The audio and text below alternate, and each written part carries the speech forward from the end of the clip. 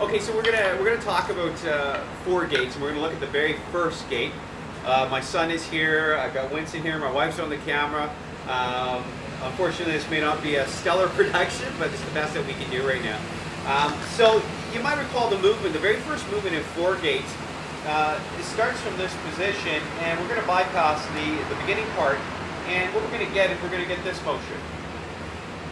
Okay, and that's the movement from our first four of our gates. So it's gate 1. What these represent are entries into combat.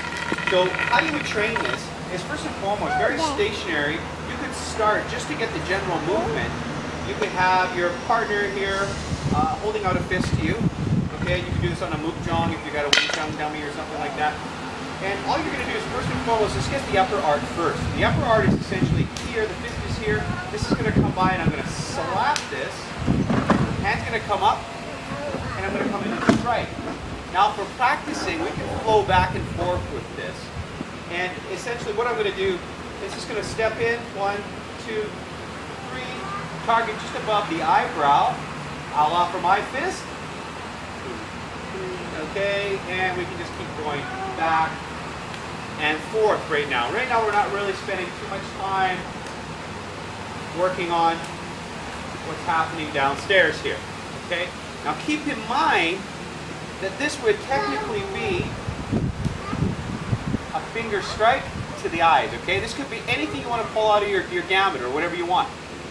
This could be strike to the face. Now, something I just did that you'll see is what I'm going to try to cause is a crashing effect, because we look at the Dutch Indonesian influences on Kun Tao, and what we see is that pukulan means to crash and collide. So we're going to make some crashing on him, so that it's just not me walking in and going love tap.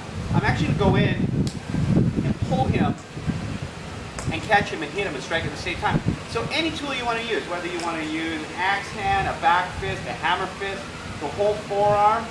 You can even come in to use the elbow if you'd like. Doesn't really matter, okay? So we practice this on the outside, but application, because the majority of the people are right-handed, we're going to apply this on the inside. Now, you got my whole body in there, honey? Mm-hmm. Okay. So where I want to be in this is that people ask me, what kind of footwork are you using? What kind of footwork are you using? Well, if you can walk and chew and look at the TV and walk from one room to the other without tripping and killing yourself, that's adequate footwork, okay?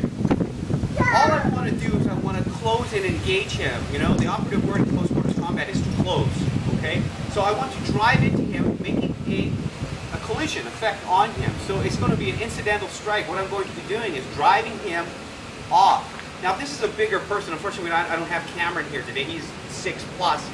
And you'll see how this will work on different sized people, because, I mean, it'd be ridiculous for me to come crashing in and thinking I'm going to have the same effect, but what you'll see is that I do end up folding the body, which gives me access to the face and the eyes and the throat, which will come in a little bit later. We're going to talk about that. But coming in on the inside, what I'm going to be doing is I'm going to be driving in. Okay? Got a little bit of shot there, okay? So, as you'll see, I'm not overly focused on just coming in and just going here, because now I've actually stopped the momentum that I've generated. If I'm going to get in on the inside of him, I want to get past this. I want to come. He throws that punch. I want to break there. I want to come right through. If I can trap it, if I can move in. Let's say if I get in here, I move in and make this first strike. He's already open to me. Those lower extremities are there for me. Grab the face, grab the eyes. Whatever I want to do there. And the same thing is always applicable. If we stick to our ABCs, my target area is around the brachial plexus area. Pretty much anything I can get on here, sternocleidomastoid, the jaw. I'm looking for knocking this guy out. I don't want to be tying up with him, because I'm going to be playing with 2 and 3 and 4 and the rest of his buddies there. So I really want to do the damage. If I can't get the damage off there right away, I'm going to move on to something else. But just for inside training, all we're doing in this is position. And you can see we can start from a de-escalation stance. We're here. He's threatening me, talking to me, and all of a sudden he makes a strike. I'm here. I've got this trap. I've moved into the inside. Now, this first incidental strike is here. Now we look at the lower arc. Where am I here? I'm going to go with, well, I've got a grind. Now I've broken it down, right? Now I can grab and I can twist. So most importantly, when we're talking about this, I want to get in as close as I possibly can. If I can get in foot to foot, great. I've got that ability to grind. If I get in between his legs, okay, I've got the ability to pop him out one way, take him down again. So you can see there's a way to break down a bigger man. If we happen by chance to end up in a weirder situation, perhaps maybe, I don't know, maybe I don't drive into or anything like that, I can always go for foot trap. This is very, very, again, incidental, because I don't plan for it. I just go for whatever's got there. And listen, we end up in a situation like this. Well, if he goes back, okay, he can break his ankle. So you can kind of see where I'm going with this. The fact of the matter is that I'm taking the fight to him. I'm attacking all the time, because one of the things that we do in Jiang Wu Kung Tao is ABA, always be attacking. I mean, always. I mean, Kung Tao, attack, attack, attack. Closest weapon, closest target are part of our 7 principles, and I'll list those things, and we'll have more information on that. But that's just a few ideas to kind of get you started, and I'm sure you can take and implement anything else that you want in there. But that's the first gate. Take it, practice it, play around with it, see what you come up with. But again, I mean, you could add all kinds of weapon things, applications to this as well. If, you know, I'm not a big blade guy. I've done the Filipino martial arts, but I'm not a big advocate of carrying a blade. I know it's counterintuitive to a lot of other different cultures, but here in Canada, carrying a blade and especially using one in a personal protection situation could end up with you inside of, you know, in a really bad heated legal case, maybe going to jail. Here comes Odin again. He's going to show us how to apply the sticks. It's okay, buddy. We'll get Odin to go over here. So, anyway, same thing could be applicable. You could take your knife, and if you, however you choose to use, if you're a reverse grip guy, if you're a forehand grip guy, you can see the application is very much the same. Where he's here, and we can make the cut, right? So that cut is there. We can go one, right? We can come back through and go on a low line if we want. I've seen using this as a goonting mechanism, so this could come in and goot. That hurts.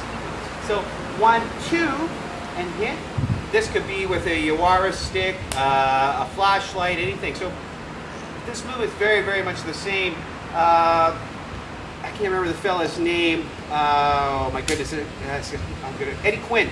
Eddie Quinn came up with what he calls the approach, and he comes from a Silat and Muay Thai background. But what he does, and his take on this is that he actually uses this and uses an X and goes 1, 2 and crashes down, leaving this one out of the thing.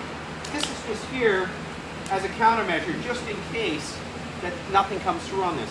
Again, you're going to latch, and once you latch, you're going to continue attacking. You know, you can knee, right? You got your head flexed, you got all these weird things going on here. So that's about all I can show you right now. I'll try to go into more detail of that, but just play around with it. You see the general idea. It's definitely not difficult, but just think combatively all the time, crashing into them, and make sure that when you do, make sure you're driving through all the time. That's it for now. If you have any questions or anything, just email me at matthew@wardanswer.com.